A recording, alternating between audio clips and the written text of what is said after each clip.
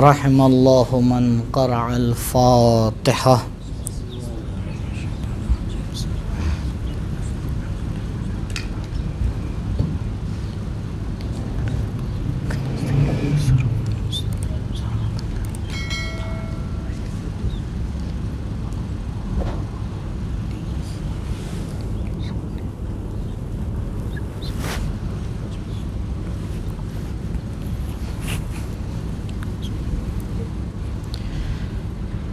اعوذ باللہ من الشیطان الرجیم، بسم اللہ الرحمن الرحیم۔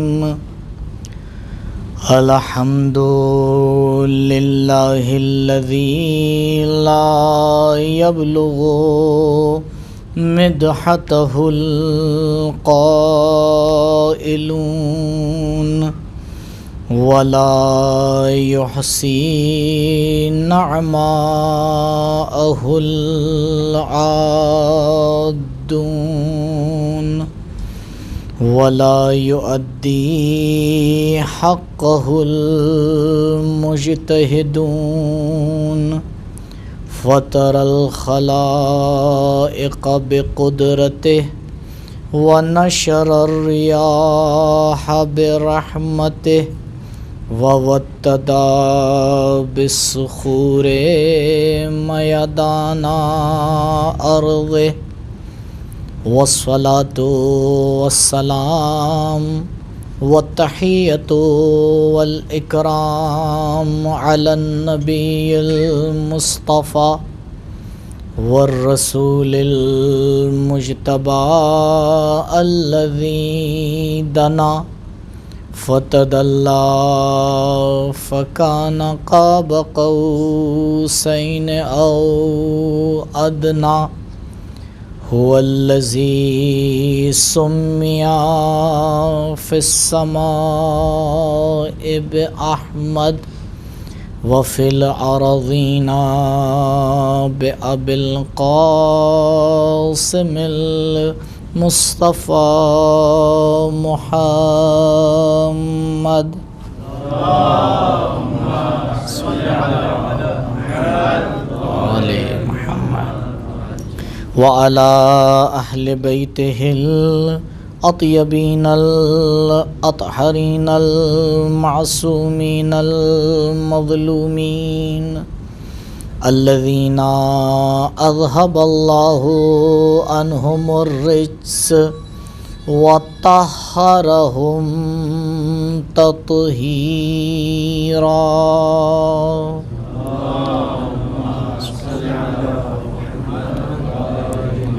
ولا سيما على الحجة الثاني عشر بقية الله المنتظر ولعنة الله على أعدائهم وقتلتهم ومنكري فضائلهم أجمعين من الآن إلى لقاء يوم الدين.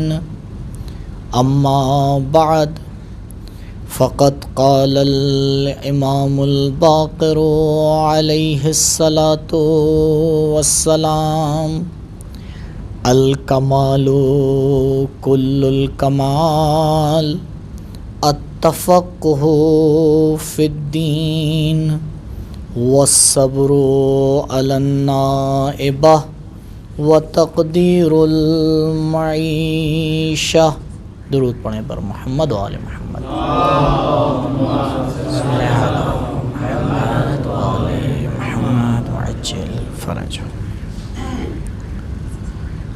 آسمان امامت کی پانچویں حجت کی شہادت کی تاریخ تو بہرحال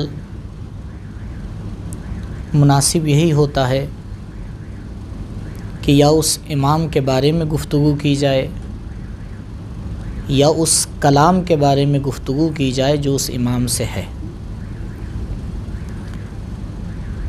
مختلف اور متعدد روایات اور بلکہ شیعہ احادیث کا ایک بڑا مجموعہ منسوب ہے پانچویں حجت سے۔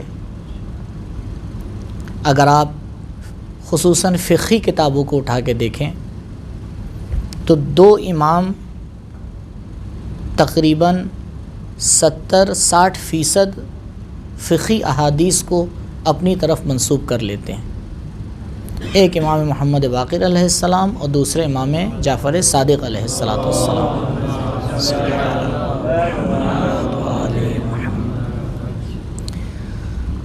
ایک نیا دور شروع کیا ان دونوں حجتوں نے مل کر، جس کی بنیاد پانچویں امام نے ڈالی اور اس کی دیواروں کو چھٹے امام نے آ کے بلند کیا۔ 19 سال امامت کی زندگی ہے، 57 سال پوری زندگی ہے۔ 57 سال کوئی اتنے زیادہ نہیں ہوتے، جس میں سے 19 سال امام نے 5 بنی امیہ کے خلفاء کے دور میں گزارے ہیں،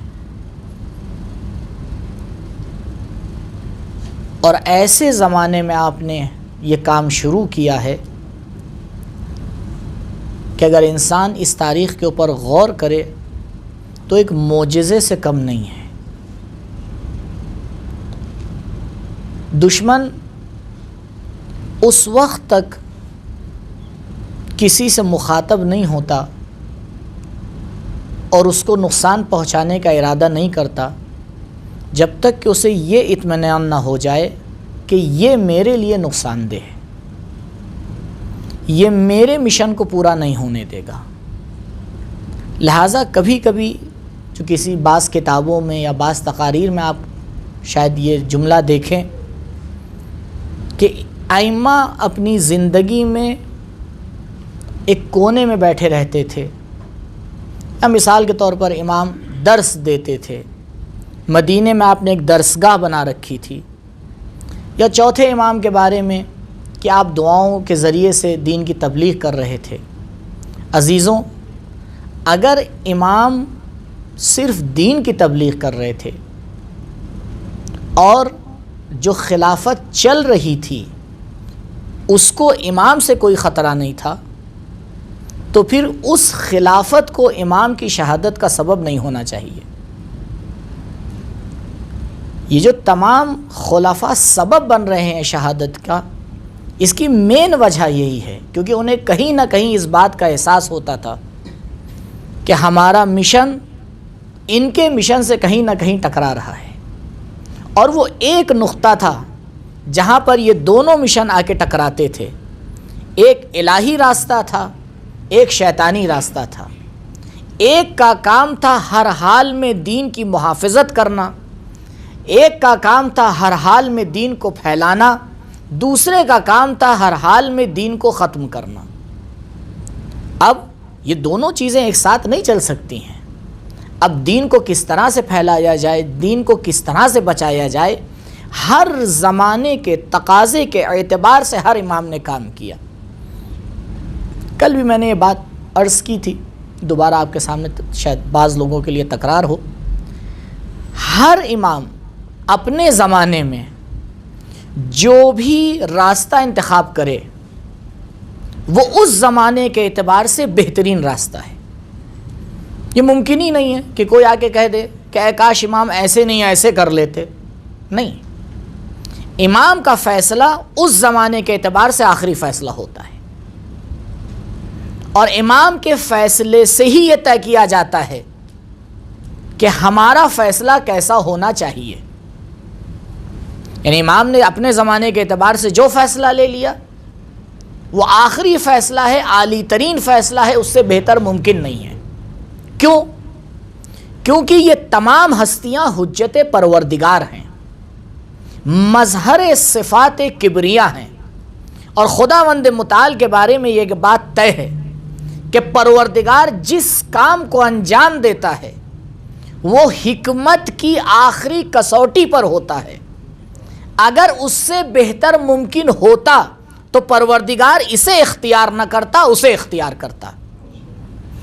تو پروردگار ہر فعل میں اس کے عالی ترین امکانات کو آ کے نظر میں رکھتا ہے، تو جو اس کی حجت ہے بے شک وہ بھی اسی طرح سے کام کرے گی۔ اس زمانے کا جو بہترین فیصلہ ہوگا اسی کو حجت لے کے بتائے گی، دیکھو پروردگار کا ارادہ اور ہمارا ارادہ اس طرح سے ملتا ہے، ما تشاءون الا ان یشاء اللہ۔ پروردگار اپنی خلقت میں آ کے بہترین اور آخری ترین امکان کو آ کے نظر میں رکھتا ہے۔ ہم بھی اپنے زمانے میں جب ہمارے سامنے مشکلات ہوتی ہیں، ہمارے سامنے دشمن کی نظر ہوتی ہے، ہم اس میں آ کے ایک فیصلہ لیتے ہیں، وہ سب سے بہترین فیصلہ ہوتا ہے۔ لہٰذا اس نقطۂ نظر سے ہم اور آپ یہ نہیں کہہ سکتے کہ کس امام کا کام بہتر تھا، کسی کو آپ نہیں کہہ سکتے۔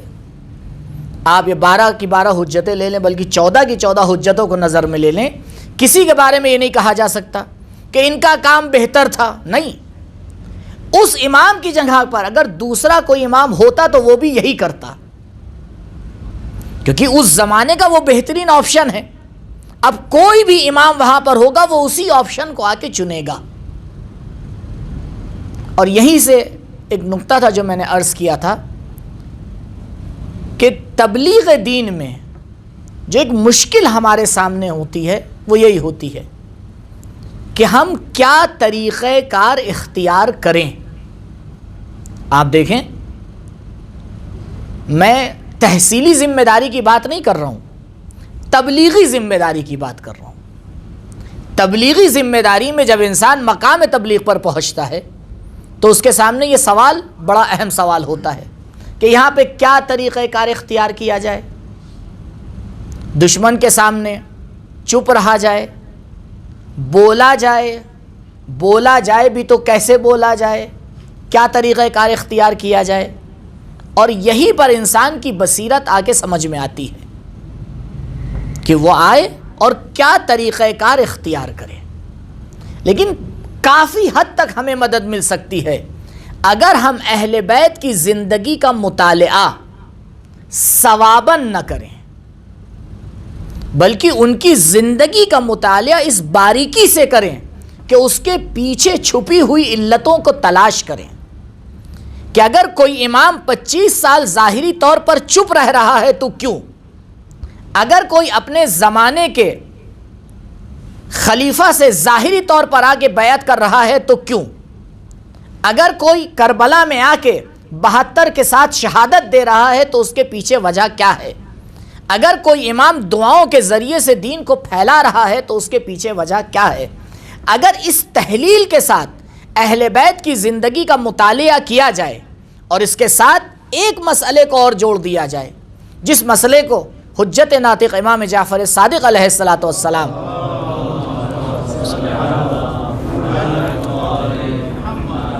آ کے بیان فرماتے ہیں۔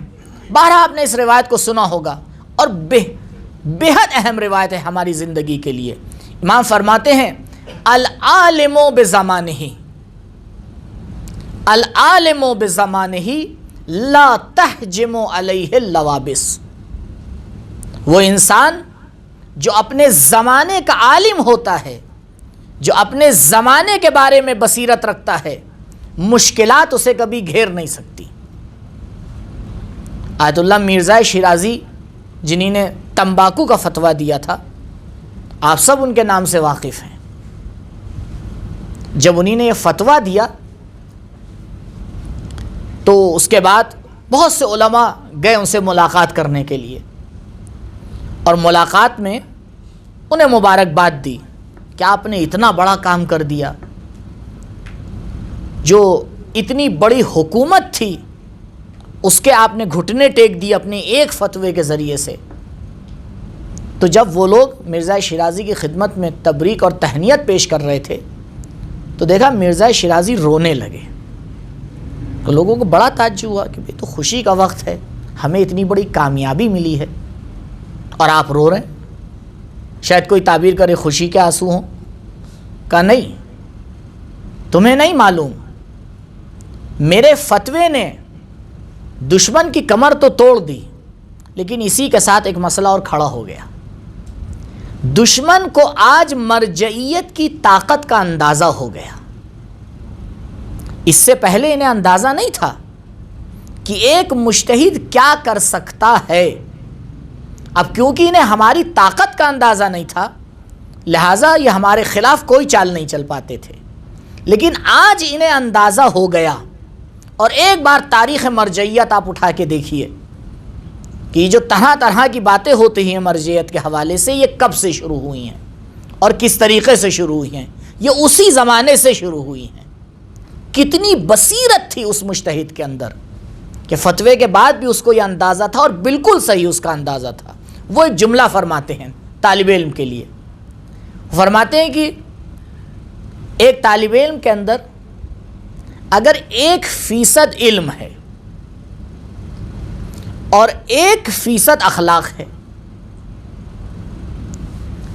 تو اس کے اندر 98% بصیرت ہونا چاہیے. تب وہ اپنے 1% علم اور اخلاق کا صحیح استعمال کر پائے گا. نہیں تو اگر مسئلہ برعکس ہو گیا اور اس کے پاس 98% علم ہے اور 1% بصیرت ہے تو وہ اپنے علم کو لے کے قبر میں تو جا سکتا ہے، نہ اپنا فائدہ کر پائے گا نہ عوام کو فائدہ پہنچا پائے گا. کیونکہ علم کا ہونا ایک مسئلہ ہے، اس کا صحیح وقت پر استعمال کر لینا الگ مسئلہ ہے. علماء بہت بصیرت سے کام کرتے تھے. جب سیکنڈ ورلڈ وار ہوئی اور دوسری جنگ ہوئی تو عراق کو کافی نقصان ہوا. تو جب جنگ ختم ہو گئی تو انگلینڈ کی حکومت کا جو سفیر تھا عراق میں وہ بغداد سے نجف آیا اس زمانے کے عالم دین سے ملاقات کرنے، اور اس نے پیغام بھیجا کہ قبلہ میں آپ سے ملنا چاہتا ہوں. انہوں نے کہا ٹھیک ہے ہم مل لیں گے، کوئی مسئلہ نہیں ہے، لیکن ایک شرط ہے، ہماری ملاقات عوام کے سامنے ہوگی، بند کمرے میں نہیں ہوگی. اس نے بھی مان لیا. وہ تو اپنے آپ کو بڑا سیاح سمجھتا تھا، لیکن اسے نہیں پتا تھا کہ اس کا پالا کس سے پڑ رہا ہے. کہ جو مکتب اہل بیت میں تربیت پاتا ہے اس کے سامنے دنیا کا ہر علم بونا نظر آتا ہے. آپ نے کہا نہیں سامنے گفتگو ہوگی.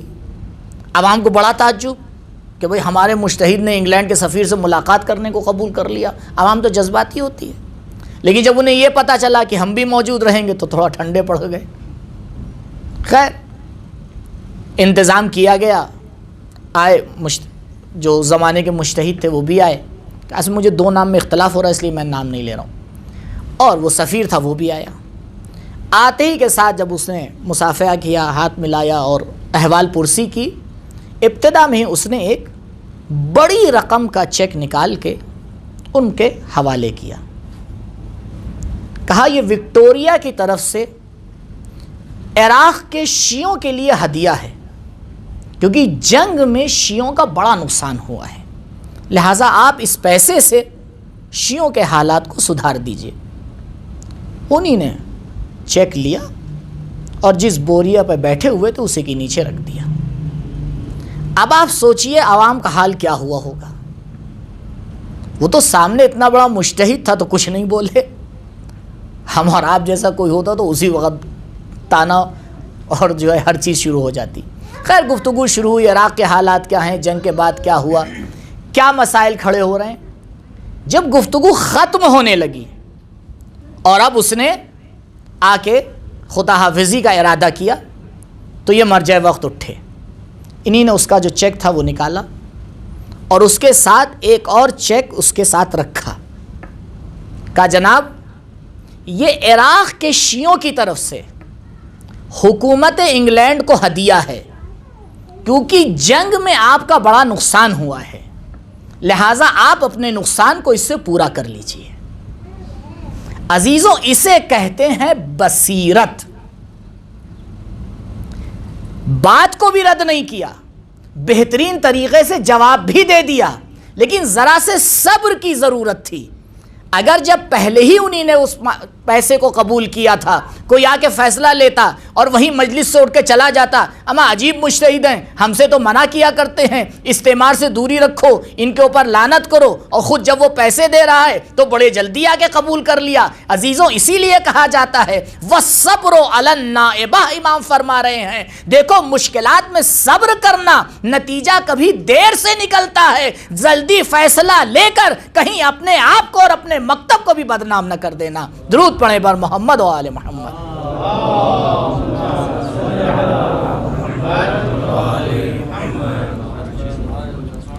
تو امام نے کہا العالم بزمانہ، جو اپنے زمانے کے بارے میں باریکی سے سمجھتا ہے۔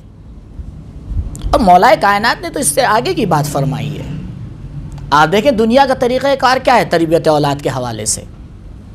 تربیت اولاد کے حوالے سے آج آپ دنیا کے کسی بھی پروفیشنل اسکول میں چلے جائیں، یہ جو مشینری اسکول ہیں جو صرف کھانے اور پینے کا ایک طریقہ کار ہیں، آپ ان سے پوچھیں قبلہ ہم اپنے بچے کو آپ کے یہاں ایڈمیشن دے رہے ہیں، آپ اس کی کیسی تربیت کریں گے؟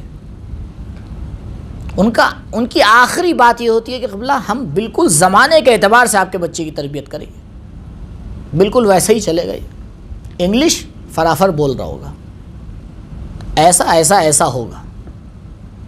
تو زمانے کے ساتھ چلنے کو ہر انسان ہنر سمجھتا ہے، لیکن جب مولا سے پوچھا گیا تو مولا نے کچھ اور جواب دیا۔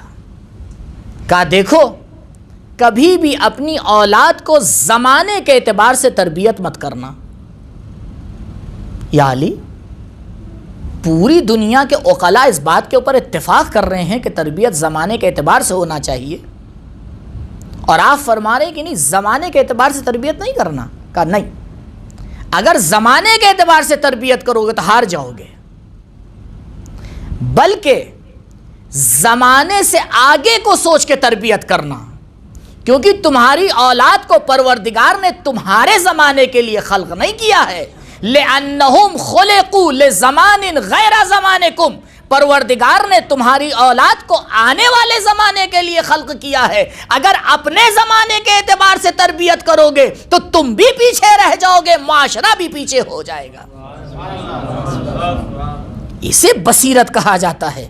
یعنی والدین پر مولا کائنات نے ایک عجیب ذمہ داری عائد کر دی، نہ صرف اپنے زمانے کو پہچاننا ہے بلکہ 20-30 سال بعد آنے والے زمانے کو بھی پہچاننا ہے، تاکہ اس کے اعتبار سے اپنی اولاد کی ایسی تربیت کر سکے کہ اس زمانے میں بھی اولاد سمجھ پائے کہ دوست کون ہے اور دشمن کون ہے۔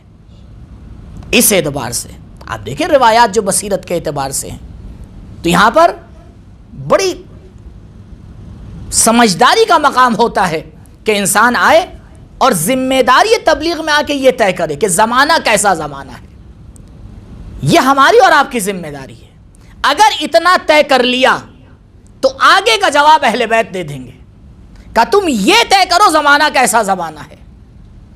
اگر زمانہ وفات رسول کے بعد کا ہے تو کردار علی اپنا لینا، اگر زمانہ امیر شام کا ہے تو کردار حسن تمہارے سامنے نمونہ عمل ہے، اگر زمانہ یزیدی ہو جائے تو کردار حسین تمہارے لیے حجت ہوگا، اگر زمانہ بنی امیہ میں ہشام کی زندگی جیسا ہو جائے تو پھر سید سجاد کی زندگی کو اپنے لیے نمونہ عمل بنا لینا۔ یہ طے تم کرو کہ زمانہ کس سے مل رہا ہے، یہ ہم تمہیں بتائیں گے کہ ذمہ داری تمہاری کیا ہے،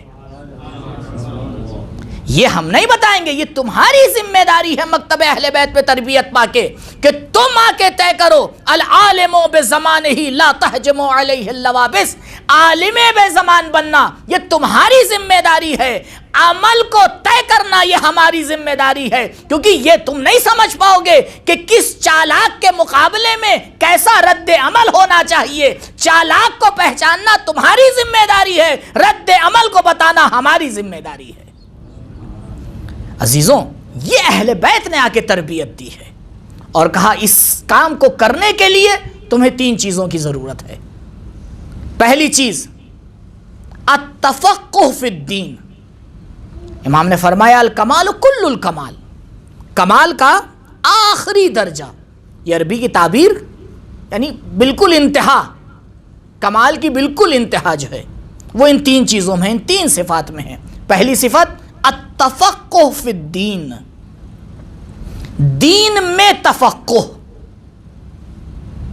عزیزوں فرق کرتا ہے دین میں تفقہ اور دین کے بارے میں تفقہ۔ امام نے نہیں فرمایا التفقہ عن الدین، فرمایا التفقہ فی الدین۔ التفقہ عن الدین کا مطلب یہ ہوتا ہے کہ ہم دین میں تحقیق کر کے یہ بتائیں کہ دین کیسے بہتر بنے گا، اس کے بارے میں تحقیق کرنا۔ امام کہہ رہے ہیں نہیں، دین کے بارے میں تمہیں تحقیق نہیں کرنا ہے، کیونکہ دین جس نے بنایا ہے وہ عالی ترین ذات ہے۔ تمہارا کام دین کو سمجھ کے پھیلانا ہے، دین بنانا نہیں ہے۔ پروردگار نے دین کو بنا کر میدان غدیر کے بعد مہر اتمام اور اکمال لگا کے بتا دیا کہ اے نبی آپ کو بھی ہم ایک حد تک اجازت دیں گے، نہیں تو اصول دین ہم نے بنائے ہیں، دین کو بنانا ہماری ذمہ داری ہے، آپ کا کام تبلیغ ہے اور پھیلانا ہے اور بھیجنا ہے، اور یہی ہماری بھی ذمہ داری ہوتی۔ لیکن پھیلانے کے لیے، پہنچانے کے لیے ضروری یہ ہوتا ہے کہ اس بات کو صحیح سے سمجھا جائے۔ اسے کہا جاتا ہے تفقہ فی الدین، دین میں آ کے تفقہ کرنا۔ انسان آ کے یہ سمجھے دین یہ بات کیوں کہہ رہا ہے۔ آپ دیکھیں حوضے کا آئیڈیل جسے کہا جاتا ہے گول، جسے کہتا ہے چشمنداز فارسی میں، مقصد، ہدف، یہی حدیث ہونا چاہیے، التفقہ فی الدین۔ لیکن قطعاً یہاں پر امام کی مراد تفقہ سے وہ فقہ اصطلاحی نہیں ہے، کیونکہ پہلی بات تو اس زمانے میں یہ لفظ اس حقیقت شریعہ میں آیا ہی نہیں تھا۔ وہاں جب تفقہ کہا جاتا تھا وہ مراد من حسین ابن علی الی الرجل الفقیہ، اس معنی میں تفقہ ہے، یعنی دین کے ہر شعبے میں تفقہ کرنا، چاہے وہ اصول دین ہو، چاہے وہ فروع دین ہو، چاہے وہ اخلاقیات ہوں، چاہے وہ سیاست ہو، چاہے جو بھی ہو، اگر کسی چیز کا ربط ہے دین سے تو اس میں تفقہ۔ لیکن بس اس مسئلے کو مجھے پورا کرنا ہے معذرت کے ساتھ، تفقہ اپنے اعتبار سے، کیونکہ جیسے ہی تفقہ کا لفظ آتا ہے انسان پریشان ہو جاتا ہے کہ یہ لیجئے قبلہ 20 سال کے تو انہی نے جو ہے وہ پورا برنامہ بنا ہی دیا۔ تفقہ کے لیے ضروری نہیں کسی کو 20 سال لگیں، کسی کو 10 سال لگیں، کسی کو 5 سال لگیں۔ تفقہ ایک مسئلہ تشکیکی ہے، تفقہ کا مسئلہ ایک مسئلہ تشکیکی ہے۔ آپ رسول کی زندگی سے دیکھیں، شخص آتا ہے ایمان لے کے آتا ہے، ایمان لانے کے بعد نبی کریم اس کو حوالے کر دیتے ہیں کسی صحابی کے کہ اسے قرآن سکھا دو۔ صرف حوالے نہیں کرتے ہیں بلکہ آ کے اس کی جانچ بھی کرتے ہیں، کچھ دن کے بعد پوچھتے ہیں۔ اسے کہتے ہیں اصول مدیریت۔ صرف کام کو ذمہ دار کے حوالے کر کے چھوڑنا نہیں چاہیے بلکہ خبرگیری بھی کرنا چاہیے۔ نبی نے آگے خبرگیری کی، کہا بھائی چند دن پہلے میں نے کسی کو تمہارے حوالے کیا تھا کہ اسے قرآن سکھا دو، کیا ہوا اس کا؟ ذرا رپورٹ دو، کتنا قرآن سکھایا؟ کہا یا رسول اللہ بڑا بے صبرا انسان تھا۔ کہا کیوں؟ کہا میں نے اسے صرف سورہ زلزال سکھایا تھا اور جیسے ہی سورہ زلزال اس نے سیکھا وہ چل گیا، کہنے کا خدا حافظ، بس میں نے دین سیکھ لیا۔ حضرت نے فرمایا رجع فقیہن، اسی تفقہ سے ہے یا نہیں؟ تو یعنی ایک سورہ زلزال بھی سیکھ کر انسان فقیہ بن سکتا ہے۔ کیوں حضرت نے اس کے لیے فرمایا رجع فقیہن؟ کیونکہ اس نے جب یہ آیت سنی فَمَن يَعْمَلْ مِثْقَالَ ذَرَّةٍ خَيْرًا يَرَهُ وَمَن يَعْمَلْ مِثْقَالَ ذَرَّةٍ شَرًّا يَرَهُ، تو اس نے آ کے ایک سوال کیا سکھانے والے سے کہ یہ بتاؤ اس کا مطلب یہ ہے کہ دین میں ہر چیز کا حساب اور کتاب ہے؟ اس نے کہا بے شک ہر چیز کا حساب اور کتاب ہے، اگر ذرہ برابر اچھائی ہوگی تو اس کا بھی حساب ہوگا، اگر ذرہ برابر برائی ہوگی تو اس کا بھی حساب ہوگا۔ اس نے کہا بس میرے لیے اتنا ہی کافی ہے، جو دین ذرہ ذرہ کا حساب رکھتا ہو وہ بڑی چیزوں کا حساب کیوں نہیں رکھے گا؟ اس کا مطلب یہ بڑا باریک دین ہے، یعنی اس نے دین کی گہرائی کو سمجھ لیا تھا، لہٰذا نبی کی زبان پر اس کے لفظ فقیہ آ گیا۔ دین کی باریکی کو سمجھ لینا کہ دین کے اصول ہیں کیا، اور یہ ایک اہم مسئلہ ہے عزیزوں کہ انسان آئے اور اس چوکھٹ کے اوپر اپنی زندگی گزارے جہاں سے دین کے اصول تبیین کیے جاتے ہیں، اور وہ یہ نہ سمجھ پائے کہ دین کے اصول ہیں کیا۔ بڑی تعجب کی بات ہوتی ہے۔ مولا نے فرمایا التفقہ فی الدین، اور یہ ہر ایک کی ذمہ داری ہے، کسی ایک فرد کی نہیں۔ مثلا ہم آ کے یہ کہیں گے نہیں عوام کی ذمہ داری نہیں ہے، صرف طلاب کی ذمہ داری ہے، طلاب کی ذمہ داری نہیں ہے، فقہا کی ذمہ داری ہے، نہیں، ہر انسان کے لیے ضروری ہے وہ دین میں تفقہ کرے، ہر انسان کے لیے ضروری ہے کہ وہ دین کو سمجھے، کتنا سمجھے۔ اب اس کے بعد یہ سوال کھڑا ہوتا ہے کتنا سمجھے۔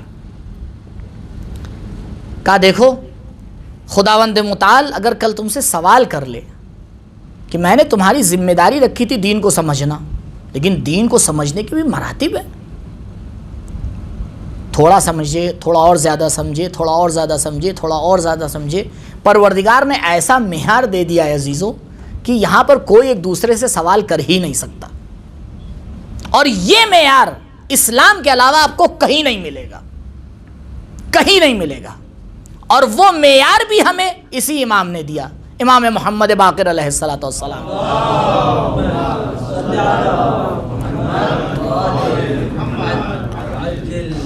پوری تفصیل سے وقت نہیں ہے میں حدیث کو آپ کے سامنے بیان کروں، بس اس کے نتیجہ لے کے اپنی بات کو ختم کروں گا۔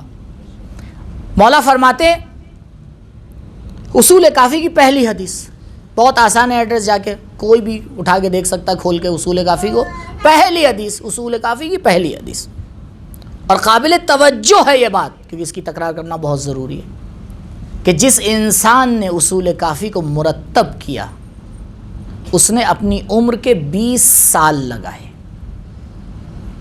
آج ہم اگر ایک کتاب کو مرتب کرنے کے لیے 2 سال 3 سال لگا دیتے ہیں تو ہمیں لگتا ہے بہت بڑا کام کر دیا۔ 20 سال اپنی عمر کے لگائے ہیں، وہ بھی مختلف سفر کیے ہیں، تب جا کے ایک اصول کافی نام کی کتاب ہمارے اور آپ کے سامنے آئی ہے۔ کس طرح سے اس کی تبویب کی، کس طرح سے اس کے ابواب بنائے، اور اس کے بعد علماء نے اس کا آگے اس کی پیروی کی، اسی تبویب کو آگے بڑھایا۔ پہلا باب چنا، اس میں پہلی حدیث چنی، بے شک بہت ہی غور کر کے چنی ہوگی پہلی حدیث، اور یہ اہم حدیث ہے عزیزوں، اور شاید انسان کی زندگی کو راستہ دکھانے کے لیے سب سے اہم حدیث ہے۔ مولا فرماتے ہیں اذا خلق اللہ العقل، کہ جب خداوند متعال نے عقل کو خلق کیا، فقال له اقبل فاقبلا، خداوند متعال نے عقل سے کہا آگے آ، عقل نے اطاعت کی، آگے آئی۔ ثم قال له ادبر فادبرا، پھر خداوند متعال نے عقل سے کہا پیچھے جا، عقل پیچھے گئی۔ جب خداوند متعال نے عقل کی اطاعت کو دیکھ لیا تو پھر قسم کھائی۔ یہاں تک کہ جو حدیث ہے اس سے ایک نتیجہ تو کم سے کم ملتا ہے عزیزوں، کہ عقل کا کام فرمان الہی کو سمجھنے کے بعد اطاعت محض ہے۔ یعنی اگر عقل یہ سمجھ جائے کہ یہ فرمان الہی ہے تو بغیر کسی چوں چرا کے اطاعت کرنا یہ عقل مند کی نشانی ہے۔ اسی لیے ہمارے فقہا سب سے بڑے دیندار ہوتے ہیں، کیونکہ سب سے بڑے عقل مند ہوتے ہیں۔ وہ جانتے ہیں یہ جو حکم پروردگار دے رہا ہے اس سے بہتر ہو ہی نہیں سکتا ہے، اب چاہے کسی کی عقل میں آئے چاہے نہ آئے۔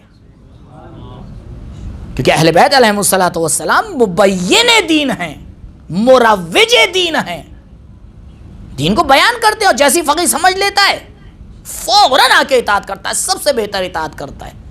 عابدانہ زندگی، تعبد کی زندگی اگر آپ اٹھا کے دیکھیں گے تو آپ کو فقہا کی ملے گی، اور ایسی تعبد کی زندگی کہ اگر ان کی کہ قصے سنائے جائیں تو شاید ہمیں اور آپ کو تعجب ہوگا کہ کیا انسان ایسا بھی کر سکتا ہے؟ جی کر سکتا ہے، جیسا وہ کرتے تھے۔ اس کے بعد خداوند متعال نے قسم کھائی بے عزتی و جلالی کہ میں نے اس سے بہتر چیز خلق نہیں کی، اور یہ آخری جملہ جس سے نتیجہ لینا ہے، اس سے بہتر چیز خلق نہیں کی، اور اسی کے ذریعے میں حساب اور کتاب کروں گا، بات ختم۔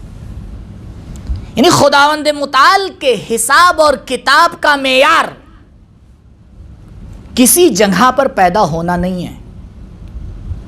خداوند متعال کے حساب اور کتاب کا معیار زیادہ عبادتیں نہیں ہیں۔ خداوند متعال کے حساب اور کتاب کا معیار تنہا ایک چیز ہے، انشاءاللہ کبھی فرصت ہوگی تو اس کے حوالے سے بھی گفتگو ضرور کہ کیوں خدا نے یہ معیار بنایا ہے۔ خداوند متعال کے معیار کے اعتبار سے کبھی دو انسانوں میں خداوند متعال مقایسہ کرتا ہی نہیں، غیر ممکن، عدالت کے خلاف ہے، ہو ہی نہیں سکتا کہ دو کے مقابلے میں آگے مقایسہ کر لے۔ اور اس طرح کی جو روایات ہیں وہ قابل تفسیر ہیں، ان کا صحیح معنی کے تلاش کرنا پڑے گا، اور ہے صحیح معنی علماء نے بیان کیا ہے، ہو ہی نہیں سکتا۔ پھر یہ آیت ہمارے سامنے آ جاتی ہے سورہ مبارکہ حجرات کی، ان اکرمکم عند اللہ اتقاکم، اکرم فعل تفضیل ہے، وہاں پہ فوراً مقایسہ کرنا پڑتا ہے، نہیں، اس کا معنی بھی اپنی جگہ کے اوپر صحیح سے تبیین ہونا چاہیے۔ خداوند متعال مقایسہ کرتی ہے تو مقایسہ کرنا ہمارا اور آپ کا کام ہے، اور جیسے ہی مقایسہ کرتے ہیں مسئلہ بگڑ جاتا ہے۔ کیوں؟ کیونکہ بھائی مقایسہ اس وقت جائز ہوتا ہے جب شرائط برابر کے ہوں، جب شرائط ہی برابر کے نہیں ہیں تو مقایسہ کیسے ہو سکتا ہے؟ اور دنیا میں آپ کو دو انسان ملنے ہی نہیں والے ہیں جن کے شرائط 100% برابر ہوں، کیونکہ اگر 100% شرائط برابر ہو جائیں گے تو وہ دو نہیں رہیں گے، ایک ہو جائے گا۔ تو بھائی جب کائنات میں دوئیت ہے ہی نہیں، ہر طرف توحید ہی توحید ہے، تو مقایسہ ہی ختم ہو جاتا ہے۔ پروردگار ہر انسان کا معیار خود اس کو بناتا ہے۔ اے انسان، کل تیرے سامنے میں کسی اور کو لا کے حجت نہیں بناؤں گا، تجھی کو حجت بناؤں گا۔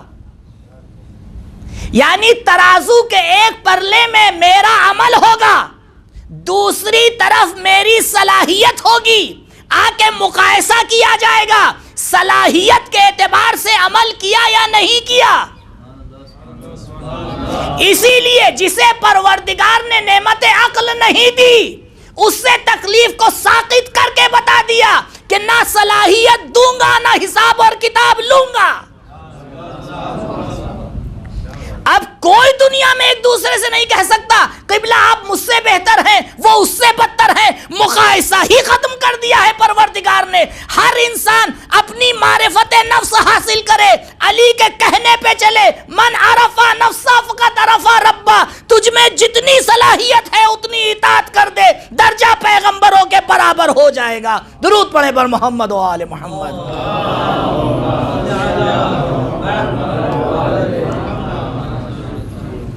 کہا یہ مسئلہ تفقہ فی الدین ہر انسان کی ذمہ داری ہے، لیکن کتنا اسے تفقہ کرنا ہے۔ آئے اپنے گریبان میں جھانک کے دیکھے، اور دیکھنے کے بعد اپنی صلاحیتوں کا اندازہ لگائے، اپنی استعداد کو پرکھے، اور اسے پرکھنے کے بعد خود اور اپنے خدا کے سامنے آگے جواب دے، پروردگار تو نے مجھے اتنی صلاحیت دی تھی لہٰذا میں نے اتنا دین سمجھا، تو نے مجھے اتنی صلاحیت دی تھی میں نے اتنا دین سمجھا۔ اب عزیزوں، ہمارے اور خدا کے درمیان میں تو کوئی ہے نہیں، اب بتائیے، نہ کوئی کسی کو اس بارے میں نصیحت کر سکتا ہے، نہ اس بارے میں کوئی کسی کو بیوقوف بنا سکتا ہے۔ بل الانسان علی نفسہ بصیرہ، یہ معیار قائم کیا ہے خداوند متعال نے۔ کہا دیکھو میں کسی سے پوچھنے نہیں جاؤں گا، میں کسی سے جانچ اور پڑتال کرنے نہیں جاؤں گا کہ انہی نے کیا کیا، انہی نے کیا کیا، کیونکہ ان کو ان کا نہیں پتا ہے، ان کو ان کا نہیں پتا ہے۔ کیا پتا ہے ایک دوسرے کے بارے میں؟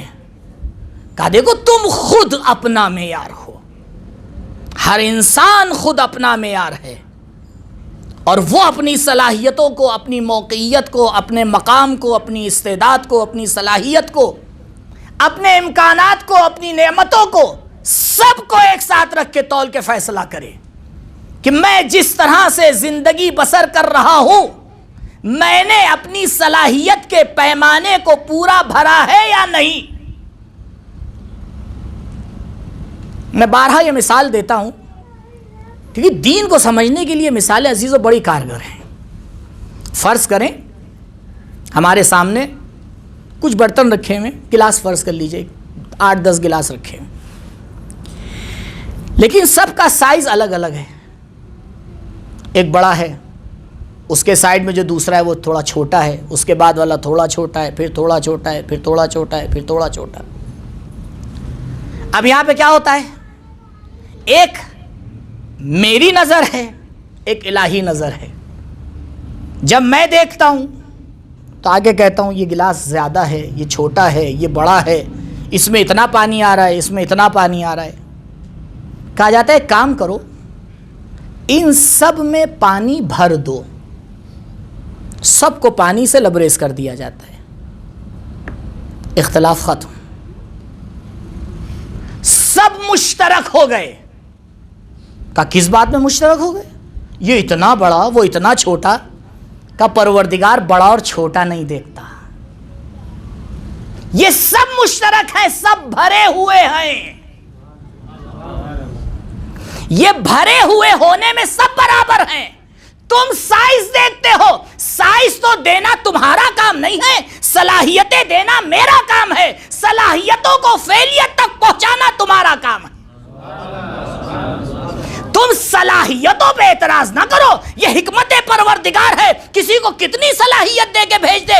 اب یہ عدالت الہی پہ کوئی حرف اٹھا ہی نہیں سکتا ہے، کیونکہ پروردگار عدالت کا معنی مساوات نہیں کرتا ہے، بلکہ عدالت کا معنی ہوتا ہے وضع کل شیء علی موضعہ، ہر چیز کو اپنے مقام پر رکھنا۔ یعنی جسے زیادہ صلاحیت دی ہے اسے خمینی بننا پڑے گا، جسے کم صلاحیت دی ہے اسے مبلغ بننا پڑے گا۔ درود پڑھے بر محمد و آل محمد۔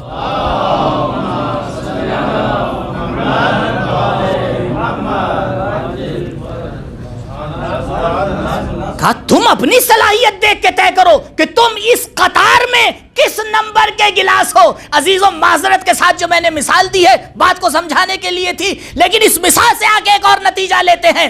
اگر یہ ہر گلاس صرف اپنے اوپر تمرکز کر لے تو نہ تکبر کا شکار ہوگا نہ خوف کا شکار ہوگا، کیونکہ تکبر و خوف تبھی آتا ہے جب ادھر والے کو دیکھتا ہے یہ کتنا اونچا خائف ہو جاتا ہے، ادھر والے کو دیکھتا ہے کتنا نیچا متکبر ہو جاتا ہے۔ کہا الیمین والشمال مذلہ والصراط المستقیم ہی الجادہ۔ اپنے گریبان میں اپنی صلاحیتوں کو دیکھ کے صراط مستقیم پر چلتے رہو، دنیا میں کوئی کیا کر رہا ہے تم سے کیا مطلب ہے۔ شیطان یہی چاہتا ہے، فلاں نے گھر بنا دیا، فلاں نے یہ کر لیا، اما یہ اتنے سال سے یہاں کیا کر رہے ہیں۔ بھائی آپ یہ دیکھیے آپ خود کیا کر رہے ہیں۔ اپنی صلاحیت کے اوپر اگر انسان آ کے متمرکز ہو جائے پھر دیکھیے صلاحیت کس طرح سے عروج پاتی ہے۔ اور یہ بھی ضروری نہیں ہے کہ انسان اپنی صلاحیت کو پہچاننے میں کامیاب ہو جائے، نہیں، کبھی کبھی تو عمر لگ جاتی ہے اپنی صلاحیت کو پہچاننے میں۔ مثال دے رہا ہوں آپ کو، یہ صلاحیت کو جو سمجھتا ہے انسان کہ بھئی ہاں میں مثال کے طور پر میں یہ درس مثلا ایک بار میں پڑھوں گا، میں سیکھ لوں گا، اور میرا ذاتی ماننا وہ آخر میں آپ کی خدمت میں عرض کروں گا کہ کیا ہے صلاحیت کے حوالے سے، کیونکہ صلاحیت کے حوالے سے بڑے مسئلے کھڑے ہوتے ہیں۔ مثلا خداوند متعال نے فلاں قوم کو بڑی صلاحیت دی ہے، فلاں قوم کو بڑی صلاحیت دی ہے، نہیں ایسا نہیں ہے، بے شک صلاحیتوں میں فرق ہے، لیکن خداوند متعال نے بھی کچھ حکمت کے اعتبار سے صلاحیتوں کو بانٹا ہے، ایسے ہی تھوڑی بانٹ دیا ہے۔ آگے خداوند متعال نے نظر میں رکھا ہے کہ کس قوم کو کیسی صلاحیت دی ہے اور کیا کیا ہے۔ ایک مرتبہ درود پڑھے بر محمد و آل محمد۔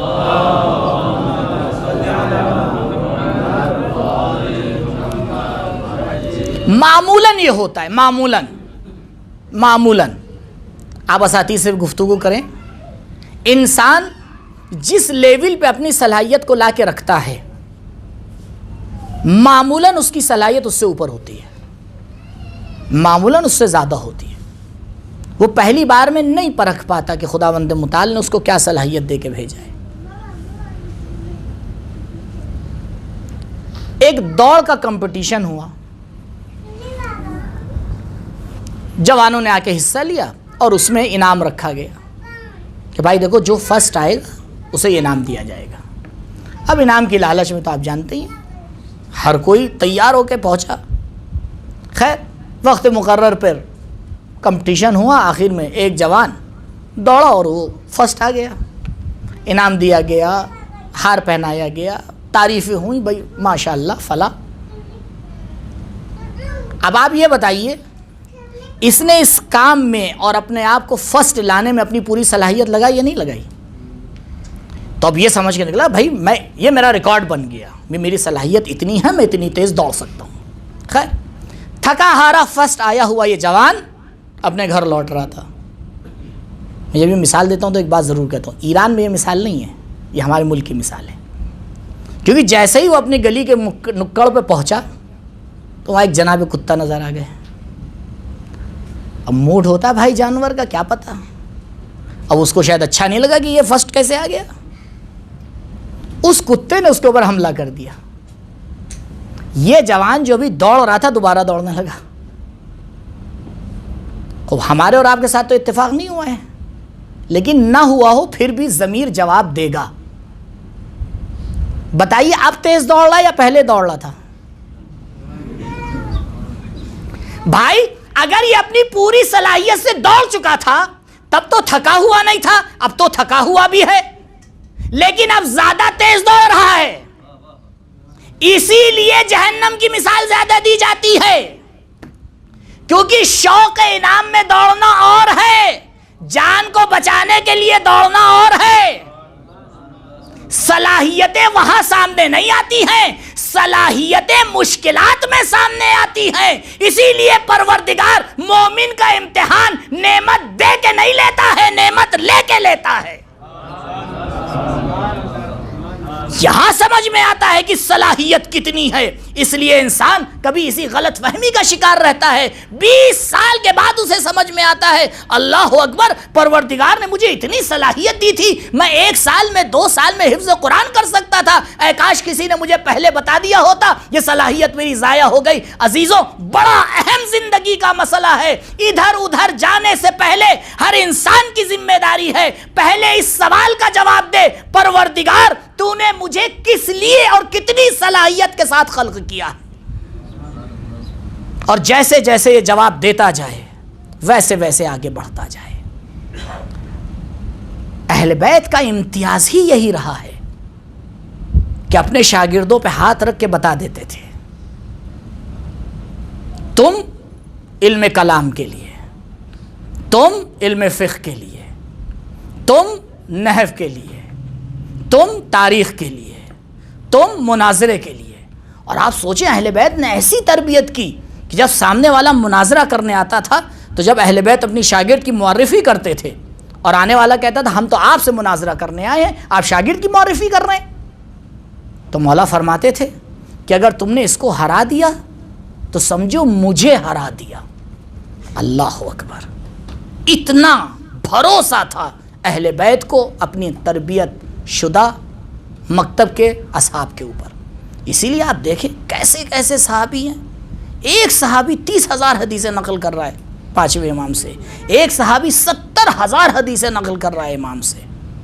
پوری بہار میں اٹھا کے آپ دیکھیں 88,000 حدیثیں ہیں کل تقریباً، اور یہاں 2 راوی 1,00,000 حدیثیں، 2 راوی 1,00,000 حدیثیں۔ صرف اصحاب اجماع جو 18 عدد ہے ان کی حدیثوں کو جمع کر لیا جائے پوری ہم تک پہنچ جاتی تو پتہ نہیں کتنا بڑا مجموعہ ہوتا، لیکن ظالموں نے یہ ہونے نہیں دیا، کیونکہ وہ جانتے تھے کہ اگر یہ معارف یہ نور پہنچ گیا تو پھر جن ظلمتوں کو ہم دکھا رہے ہیں اسے کون دیکھے گا۔ لیکن الحمدللہ اس مکتب کے شاگردوں نے اتنی احادیث کو ہم تک پہنچا دیا کہ جو قیامت تک کے لیے ہدایت کے لیے کافی ہیں. اتنی ہیں کہ انسان کسی بھی مسئلے میں جواب لینا چاہے، چاہے وہ اصول میں ہو چاہے وہ فروع میں ہو، انہی روایات میں اسے جواب مل جائے گا. کیونکہ نہیں ملے گا تو حجت کا تمام ہونا مشکل میں پڑ جائے گا. جیسے ہی دشمنوں نے یہ سمجھا، فوراً کوشش کی اس نور کو بجھا دیا جائے. اور عزیزوں، ان انوار مقدسہ کی شہادت جب بھی کسی کی امام کی شہادت پڑھی جاتی ہے، وہ خود ایک درس نامہ ہے. امام نے مختلف اور متعدد وصیتیں فرمائی ہیں. اس میں سے ایک وصیت امام نے یہ کی کہ دیکھو میری شہادت کے بعد مینا میں 10 سال تک میرے لیے مجلس عزا برپا کرنا. مولا آپ یہ وصیت کیوں فرما رہے ہیں کہ مینا میں 10 سال تک مجلس عزا برپا کی جائے؟ شاید میرا مولا جواب دے تجھے نہیں معلوم. ٹھیک ہے، کہنے کے لیے میرا سن کم تھا، میں کربلا میں 3 ہی سال کا تھا، لیکن میں نے کربلا کو اپنی آنکھوں سے دیکھا ہے. عزیزوں، ذرا دل پہ ہاتھ رکھ کے بتائیے، آج 1400 سال گزرنے کے بعد، اتنے واسطوں کے بعد، اتنی بار سننے کے بعد، جب بھی ہم کربلا کا نام لیتے ہیں ہماری آنکھیں اشکبار ہو جاتی ہیں. تو اس امام کے اوپر کیا گزری ہوگی جس نے اپنی آنکھوں سے دیکھا کہ جناب زینب سلام اللہ علیہا ایک مرتبہ خیمے سے نکلتی ہے اور ایک بلندی کے اوپر جاتی ہے اور ایک دم سے واپس آ جاتی ہے. شاید امام نے بھی دیکھا ہو کہ حسین نے دور سے اشارہ کیا، زینب ابھی حسین زندہ ہے، خیمے میں واپس چلی جاؤ. بس ادھر بہن نے بھائی کے اشارے کو دیکھا، واپس خیمے میں آئی.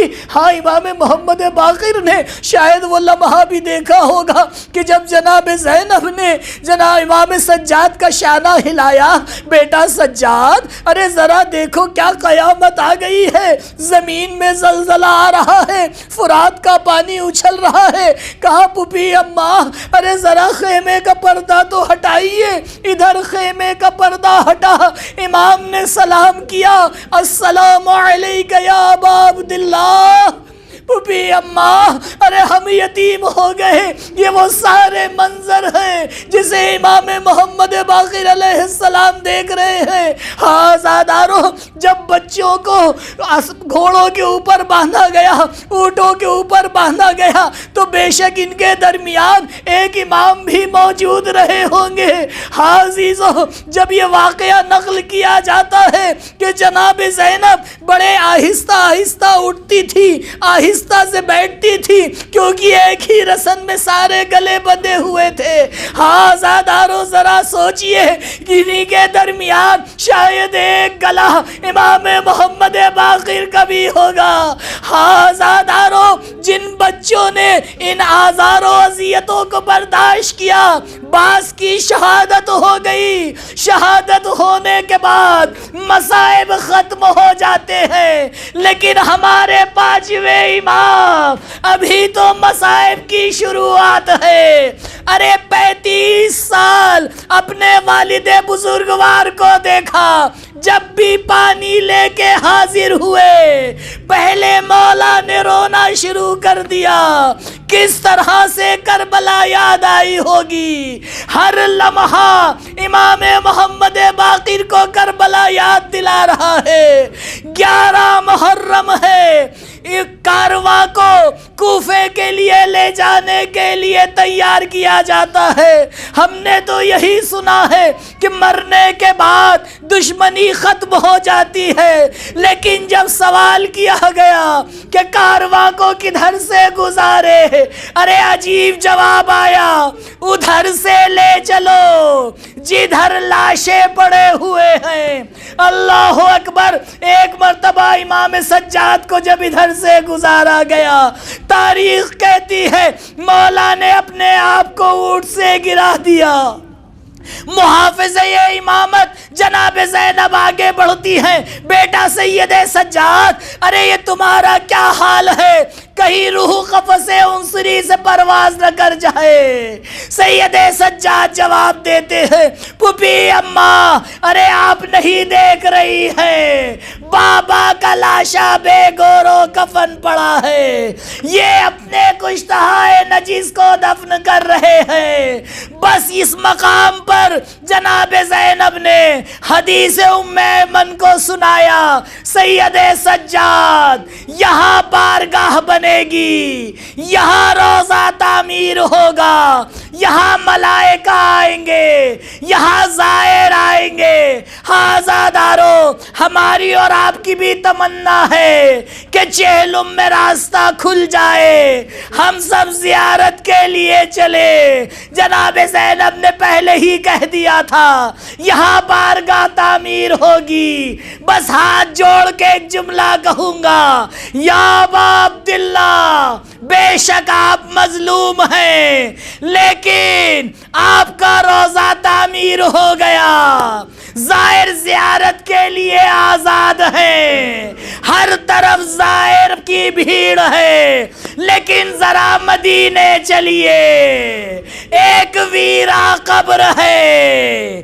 نہ جس کی زیارت کی اجازت ملتی ہے، نہ جہاں کوئی روضہ تعمیر ہے، دور سے زائر یہی دیکھتا ہے۔ امام باقر کی قبر سے آواز آتی ہے، ارے زندگی میں بھی ظالموں نے ظلم کیا، شہادت کے بعد بھی چین سے نہ رہنے دیا۔ الا لعنۃ اللہ علی القوم الظالمین، سیعلم الذین ظلموا ای منقلب ینقلبون، انا للہ و انا الیہ راجعون، رضا بقضائہ و تسلیما لامرہ، لا معبود سواک یا غیاث المستغیثین۔ بار الہ امام کے ظہور میں تعجیل فرما، ہمارا نام ان کے اعوان و انصار میں شمار فرما۔ پروردگار ہماری عبادتوں کو بحسن وجہ اپنی بارگاہ میں قبول فرما۔ پروردگار پرچم اسلام کو سر بلند فرما، پرچم کفر و نفاق کو سر نگوں فرما۔ میرے معبود، تیری توحید کو ماننے والے اس دنیا میں جہاں جہاں بھی ہیں، ان کی جان مال عزت و آبرو کی محافظت فرما۔ پروردگار یہ جو بیماری یہ پھیلی ہوئی ہے، پروردگار اس سے جلد از جلد ہم سب کو چھٹکارا نصیب فرما۔ پروردگار جو لوگ اس میں ملوث ہو گئے ہیں ان کو شفائے عاجل و کامل عنایت فرما۔ پروردگار علماء عالم کا سایہ ہمارے سروں پہ باقی رکھ، مملکت اسلامیہ کا تحفظ فرما۔